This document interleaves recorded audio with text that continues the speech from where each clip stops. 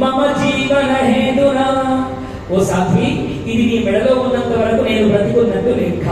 కాబట్టి ఈశ్వర, నువ్వు అంత భక్తితో అంత ప్రేమతో కంఠే బధ్నామి సుభగే, ఓ సుభగే, ఓ సౌభాగ్యవతి అని నన్ను పిలుస్తూ కంఠే బధ్నామి, నానాడు నా కంఠంలో నువ్వు కట్టావు.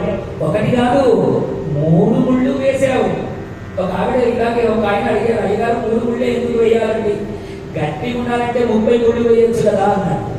30 కాకపోతే 300 వేసుకోవయ్యా, ఏమయ్యేది?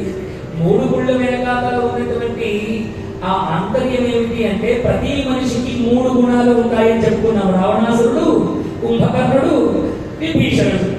సత్వగుణం, రజోగుణం, తమోగుణం.